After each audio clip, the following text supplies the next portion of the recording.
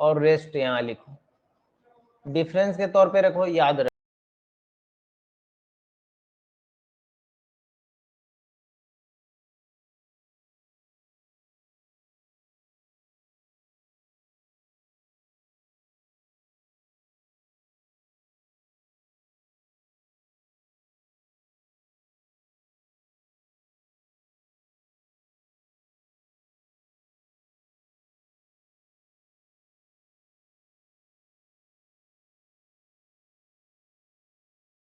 में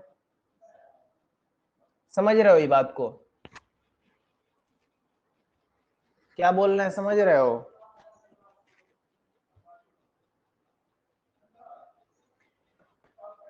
इसीलिए बोला जाता है रेस्ट और मोशन का डिफिनेशन तुमको पता होना चाहिए कि उसका मतलब ऑब्जर्वर ही रहेगा तभी तुम कह सकते हो रेस्ट या मोशन में है कुछ भी। ऑब्जर्वर वहां पे नहीं होगा तो रेस्ट और मोशन नहीं होगा। जैसे तुमको बस में चलते हो तो पीछे का देखते हो, रोड पीछे भागता है। ये मान लो रोड है तुम्हारा, यहाँ पे तुम गाड़ी है कोई, ये आगे जा रहा है और ये रोड लगता है पीछे भाग रहा है, तो रोड भी तो इसके रिस्पेक्ट में रोड भी तो भाग रहा है।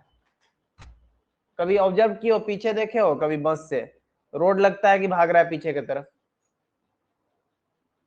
तो क्या हो रहा है, रोड भी तो इसके ऑब्जर्वेशन से क्या हो रहा है, रोड पीछे भाग रहा है और बस आगे जा रहा है, तो इसका मतलब कि रोड मोशन में है। इसके ऑब्जर्व में ही ना पता चल रहा है कि रोड मोशन में है। बोलो क्या बोल रहे हैं, समझ रहे हो? मोशन का क्या लिखोगे, इसके बारे में लिखो, there is no meaning of, there no meaning of rest और मोशन, रेस्ट और motion, there is no meaning of rest or motion without the observer।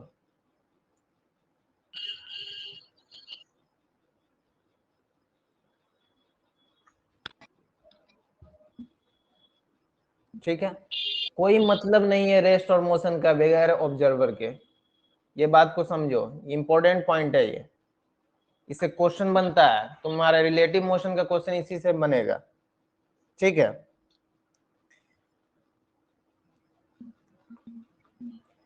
अब देखो मोशन का तुम लोग डिफिनेशन जान लो क्या होता है।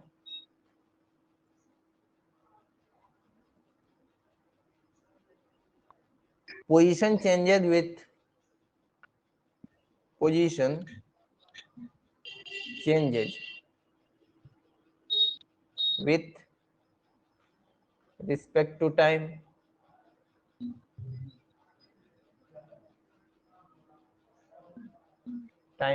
और रेस्ट क्या हो जाएगा, बोलो रेस्ट क्या हो जाएगा, position does not change, position does not change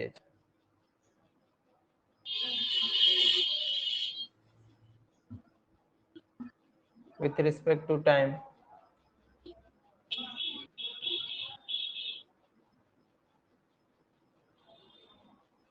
ठीक है, motion depends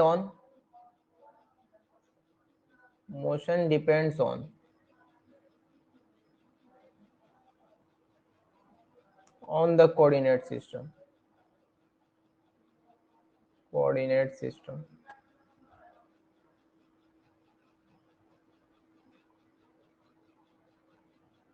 one D motion होता है, वन डी मोशन होता है, एक होता है 2D हो गया, एक 3D हो गया।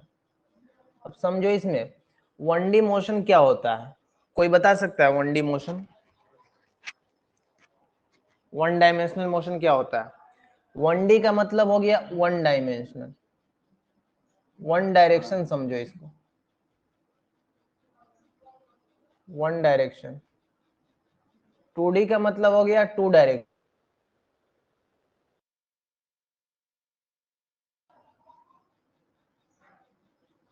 Three direction.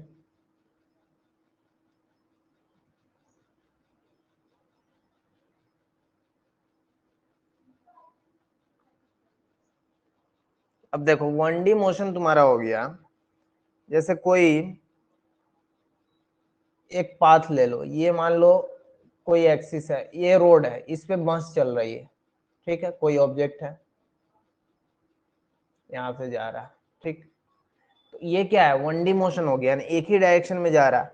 वही तुम्हारा 2D मोशन क्या हो जाएगा, अब जैसे यहाँ सर्कुलर पाथ है, ये मान लो ये ऐसे कुछ कर्व है, इस पे से हम किसी बॉडी को गुजार रहे हैं, देखो इसका क्या हो रहा है, ये डायरेक्शन में ऐसे जा रहा है।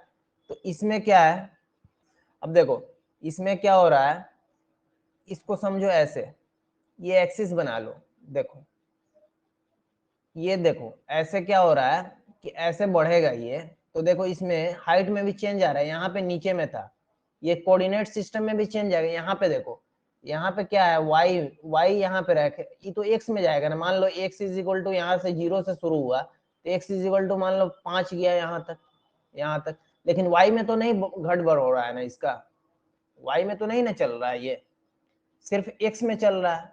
और यहाँ पे देखो, यहाँ नीचे में था, इस पॉइंट पे यहाँ पे आएगा, तो इसका मतलब कुछ ना कुछ तो हाइट तय किया है, प्लस में आगे भी बढ़ रहा है, दोनों काम हो रहा है इसमें, एक तो हाइट बढ़ रहा है और घट रहा है, देखो इधर आएगा तो घट जाएगा।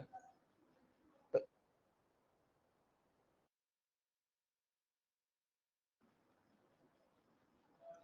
इस मोशन को समझो, 3D मोशन, तुम एक क्यूब ले लो, क्यूब मतलब इसको कमरा ले लो, एक रूम है समझो, इसमें इस रूम में हम क्या किए, एक मधुमक्खी को रख दिए। अब देखो ये क्या करेगा, इस रूम में भागेगा चारों तरफ, इधर टकराएगा, फिर कभी इधर जाएगा, कभी इधर जाएगा, कभी ऊपर जाएगा, कभी नीचे की तरफ आएगा, आएगा कि नहीं, चारों तरफ भागेगा ना। तो इसमें देखो कितना डायरेक्शन है तुम्हारा, ये डायरेक्शन हो,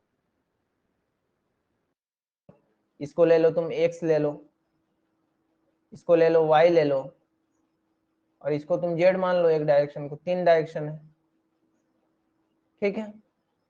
तो इसमें क्या हो रहा है, सेकेंड में हाइट कैसे इंक्रीज कर रहा है, देखो यहाँ पे मान लो ऐसे कुछ है, ऐसे रख लो, ये सर्कुलर ट्रैक है, ठीक है, और यहाँ पे बॉडी है, देखो धीरे धीरे ऐसे चल रहा है, तो ये आगे भी बढ़ रहा है, देख रहे हो, यहाँ पे मान लो ये पॉइंट तुम्हारा है थर्ड थर्ड क्वाड्रेंट में, मान लो इस पे क्या है, -2 पे है, यहाँ पे मान लो ये पहुंचा 0,0 पे, इस पॉइंट पे पहुंच गया, 0,0 पे पहुंच गया ओरिजिन पे। तो ओरिजिन पे पहुंचा तो क्या किया, यहाँ से 2 नीचे था तो 2 ऊपर तो चला गया ना, देखो -2 पे था, 0 पे आ गया, और इधर देखो -2 पे इधर था, इस तरफ -2 यहाँ भी लिए हैं, तो इधर गया तो 0 पे गया, मतलब इस डायरेक्शन में भी बढ़ रहा है और इस डायरेक्शन में भी बढ़ रहा है। अब समझ में आया एक्स और वाई में कैसे हाइट बढ़ रहा है, बोलो।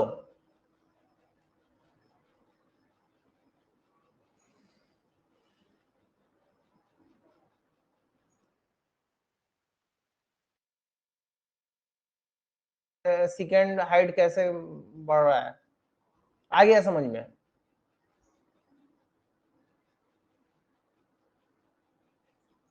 चलो इसमें समझ, इसी पे हम लोग मतलब इसके बाद पढ़ेंगे और मोशन के बारे में। 2D मोशन पहले रेक्टिलिनियर ही पढ़ा जाता है, ये 1D मोशन होता है, ठीक है। अब देखो इसमें क्या होता है,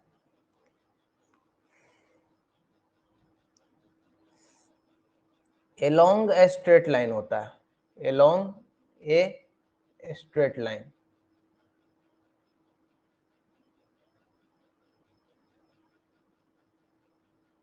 ठीक, या इसको बोल सकते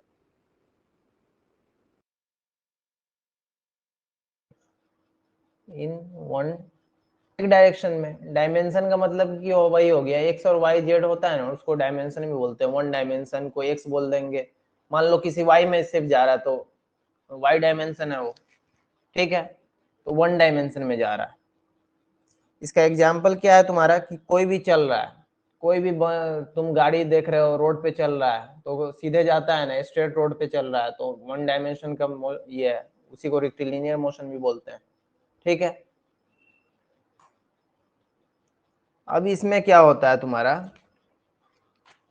पोजीशन क्या होता है, पोजीशन देखो,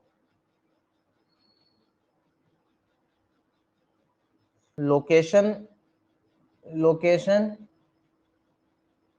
इन अ स्पेस, किसी भी स्पेस में लोकेशन, मतलब एक्स वाई, मान लो कि एक ऐसा कुछ दिया हुआ है, यहाँ पे है, तो यहाँ पे लोकेशन क्या है इसका, मान लो यहाँ 0,0 है, और ये क्या हो जाएगा तुम्हारा, मान लो 1,0 पे, इस पार्टिकुलर टाइम में 1,0 पोजीशन है इसका, यही ना मतलब है कि लोकेशन इन अ स्पेस, मतलब किसी भी स्पेस, किसी भी जगह पे उसका location at a certain time, किसी सर्टेन टाइम में। अब कोई पूछेगा एक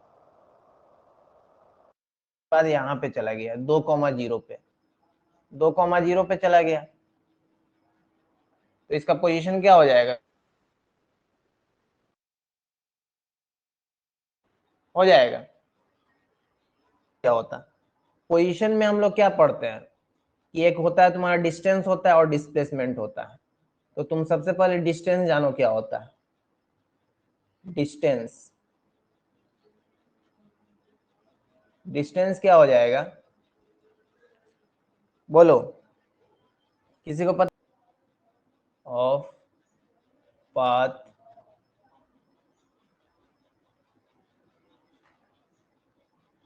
इन अ गिवन टाइम इंटरवल, जो टाइम इंटरवल दिया हुआ है उसी टाइम इंटरवल,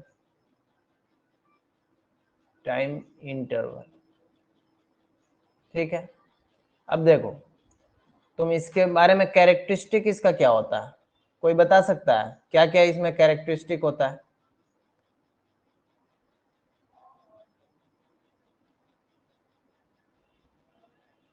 हाँ स्केलर, और स्केलर इसका डायमेंशन, चलो सबसे पहला तो ये स्केलर लिख दो, स्केलर इसका कैरेक्टरिस्टिक होता है, सबसे पहला स्केलर क्या होता है, इसका वैल्यू होगा, उसमें डायरेक्शन नहीं होगा। दूसरा इसमें क्या होता है इसका, इन never negative,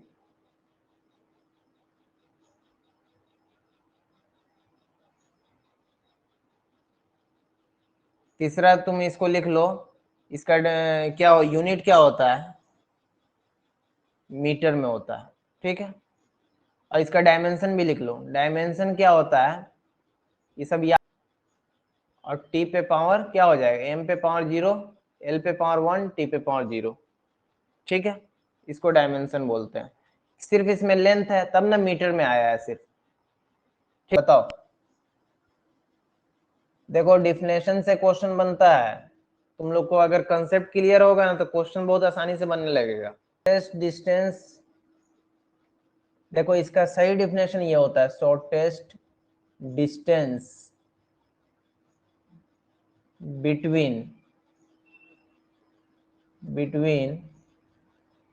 initial position to the final position, initial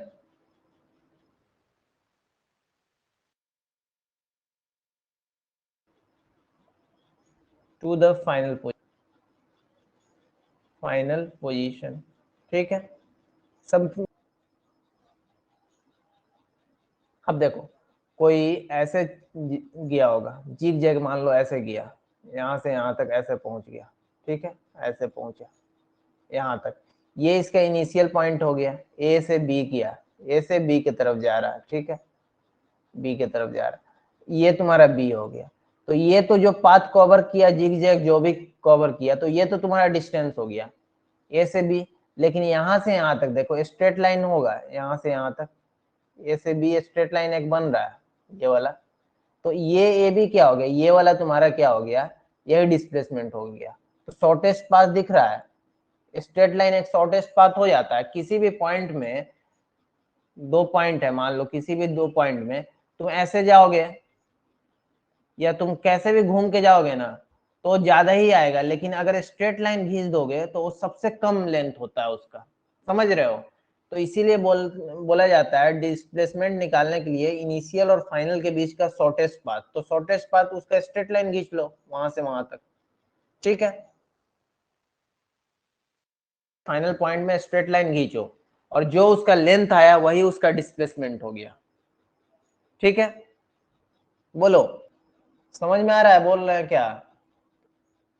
characteristic देखो, अब इसका कैरेक्टरिस्टिक क्या होता है। फर्स्ट तो वेक्टर लिख दो, वेक्टर हो गया तुम्हारा। सेकेंड तुम्हारा क्या हो गया, जो उसमें आया क्या होता है, जीरो भी हो सकता है, निगेटिव भी हो सकता है और पॉजिटिव भी हो सकता है, ठीक है। थर्ड तुम्हारा क्या हो सकता है, थर्ड तुम्हारा क्या हो जाएगा, इसका डायमेंशन यूनिट क्या होगा, यूनिट वही लिखो, मीटर में आएगा। और 4 इसका डायमेंशन लिखो, डायमेंशन तो सेम है, यूनिट जब सेम है तो डायमेंशन भी सेम होगा। 1 L पे पावर 1, T पे पावर 0, बस इसको याद रखो। डायमेंशन ऐसे भी बहुत हल्का चीज है, वो कभी बता देंगे घंटा, समझ में आ जाएगा, ठीक है। पोजीशन वेक्टर, पोजीशन को वेक्टर के फॉर्म में लिखा होगा, क्या लिखा होगा, जैसे आर पोजीशन दे दिया, ये वेक्टर के फॉर्म में लिख दिया क्या, एक्स आई कैप प्लस वाई जेड के कैप, ठीक, जेड के कैप। अब इसको, इसका हमको मैग्नीट्यूड चाहिए, इसका बोलेगा कि ये लेंथ कितना कवर किया, कितना पोजीशन इसका कवर किया, ठीक है। तो हम क्या करेंगे, इसका लेंथ निकालने के लिए हम क्या कर देंगे, डायरेक्ट इसका मैग्नीट्यूड निकाल देंगे। इसका हमको लेंथ चाहिए, ये पोजीशन दे देगा तुमको, किसी भी वेक्टर के फॉर्म में दे दिया, और इसका मैग्नीट्यूड निकाल देंगे, वही इसका लेंथ आ जाएगा। तो मैग्नीट्यूड क्या होगा इसका, x square plus y square plus z square, यही मैग्नीट्यूड हो जाएगा ना। तो कोई भी पोजीशन वेक्टर दे दे, बोले इसका तुम डिस्टेंस निकालो, ठीक है, लेंथ बोलेगा, तुम क्या करना, मैग्नीट्यूड निकाल देना, वही उसका लेंथ हो जाएगा, ठीक है।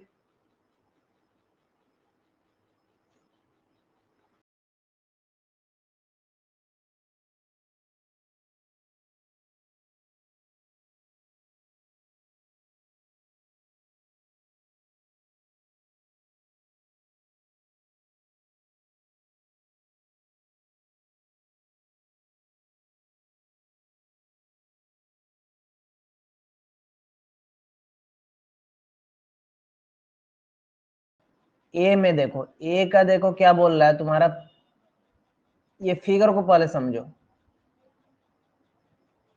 ये सर्कुलर है, ठीक है, और ये ऐसे है ना। तो तुमको राम का, राम देखो राम कैसे जा रहा है, राम जो है वो पाथ 1 पे जा रहा है, 1 का मतलब ये वाला पी और क्यू, तो राम 1 पे जा रहा है, ठीक, पाथ 1 पे जा रहा है। तो 1 पे जाने का मतलब हुआ ये वाला कवर करना, तो ये 100 है, 100 मीटर, तो यहाँ से यहाँ पहुंच गया, तो यहाँ से यहाँ पहुंचा तो क्या हो जाएगा, इसका डिस्टेंस कितना हो जाएगा, डिस्टेंस तो 100 हो जाएगा, इसका डिस्टेंस 100 हो गया। और श्याम क्या देखो, श्याम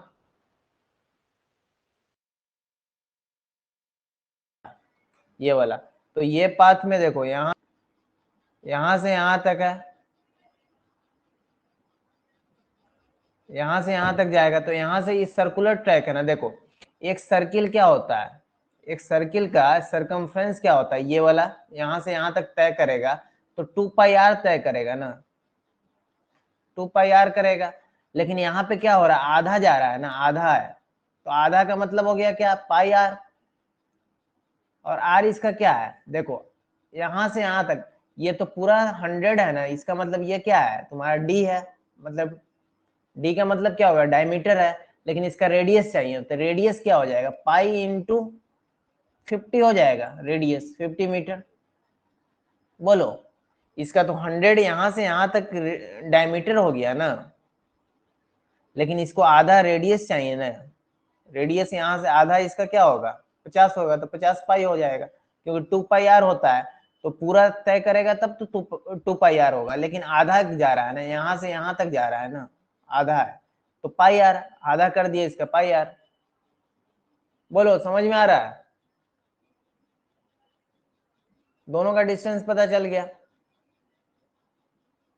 अब देखो बी में क्या है, बी में तुम्हारा है डिस्प्लेसमेंट चाहिए ना, तो डिस्प्लेसमेंट राम का देखो, राम तो क्या किया है, स्ट्रेट ही लाइन में गया है, तो इनिशियल और फाइनल के बीच में तो 100 ही मीटर हो गया।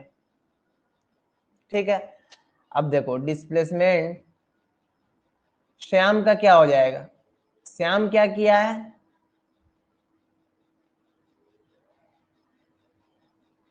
श्याम ये कर्व को तय किया है ना, लेकिन हम क्या बोले थे, इनिशियल और फाइनल के बीच, तो ये भी 100 ही हो जाएगा। ये कितना दिया हुआ है, यहां से यहां तक एस पी से क्यू, तो इसका 100 ही आ जाएगा, दोनों का सेम आएगा। डिस्टेंस और डिस्प्लेसमेंट, डिस्टेंस और डिस्प्लेसमेंट में रिलेशन बताओ तो, कौन बड़ा होगा कौन छोटा होगा, किससे बड़ा कौन होगा? डिस्टेंस हमेशा बड़ा होगा या इक्वल होगा? ठीक है, डिस्टेंस हमेशा बड़ा या इक्वल होगा, यही ना होगा।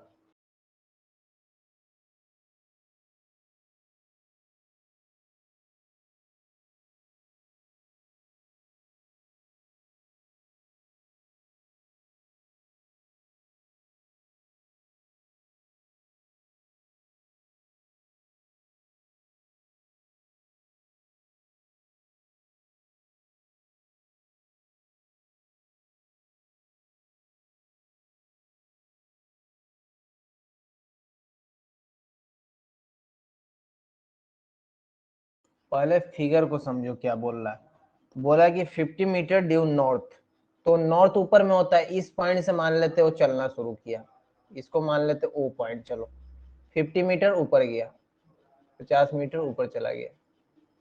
ठीक है, उसके बाद क्या बोला, फिर ईस्ट के तरफ, तो ईस्ट ऐसे होता है, ईस्ट के तरफ क्या आया, 40, 40 आ गया। फिर वो किसके तरफ आया, फिर साउथ के तरफ, साउथ किधर होता है, नीचे होता है, साउथ के तरफ कितना है, 20। ठीक है, अब तो अब यहाँ पे आ गया ना, अब यहीं से तो तुम्हारा ये वाला पॉइंट तुम निकाल लोगे, तो ओ ये मान लो ए बी और ये सी, ओसी तुम्हारा क्या हो जाएगा, ओसी क्या हो जाएगा, ये तुम्हारा डिस्प्लेसमेंट हो जाएगा।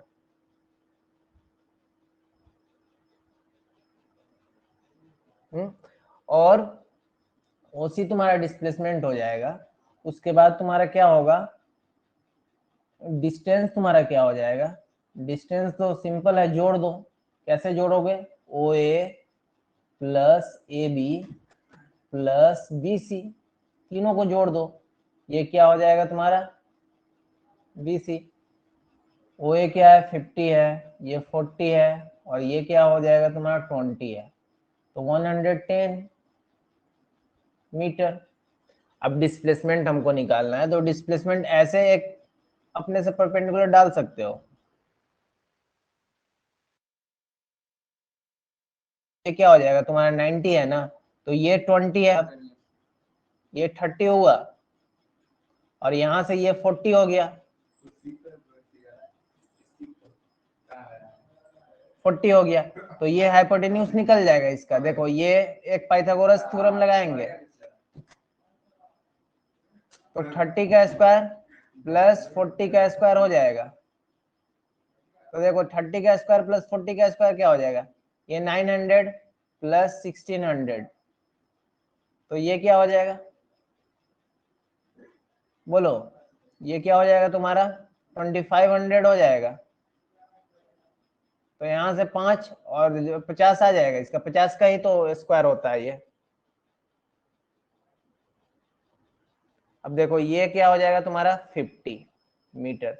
अब वेक्टर फॉर्म में बोल रहे थे, वेक्टर फॉर्म में लिखना है डिस्प्लेसमेंट, तो वेक्टर फॉर्म में लिखो। वेक्टर फॉर्म में ये कैसे गया, ये 50 मीटर ऊपर की तरफ गया, तो 50 मीटर ऊपर गया तो जे, इधर गया तो इधर आया तो आई में तो 40 आई, और फिर नीचे आया ना, नीचे कितना आया 20 जे, लेकिन माइनस जे, तो टोटल कितना गया, टोटल इसका वेक्टर के फॉर्म में क्या हो जाएगा, पोजीशन डिस्प्लेसमेंट का वेक्टर क्या हो जाएगा तुम्हारा 50 जे, ऊपर में गया नॉर्थ की तरफ 50 जे, प्लस ईस्ट की तरफ गया तो 40 आई। अब माइनस होगा ना, क्योंकि फिर साउथ की तरफ आया, तो साउथ मतलब नीचे डायरेक्शन हो गया, तो माइनस में आ जाता है नीचे, क्योंकि वाई एक्सिस ऊपर जाता है तो पॉजिटिव, नीचे आता है तो निगेटिव, तो इसी वजह से निगेटिव जे। तो यहाँ से क्या हो जाएगा जे, देखो जे 50-20 क्या हो जाएगा 30 जे हो जाएगा, और ये क्या हो जाएगा 40 आई हो जाएगा, तो 40 इसका मैग्नीट्यूड लोगे तो यही चीज तो आएगा, स्क्वायर इसका स्क्वायर, फिर रूट से बाहर आ जाएगा। ठीक है, वेक्टर के फॉर्म में ये तुम्हारा हो गया। बोलो समझ में आ रहा है क्या बोल रहा है। वेक्टर के फॉर्म में बहुत आसान होता है, डायरेक्ट तुम उसको जे आई के फॉर्म में लिखो और उसका मैग्नीट्यूड निकाल दो, डायरेक्ट हो जाएगा, कोई दिक्कत नहीं होगा। इसमें क्या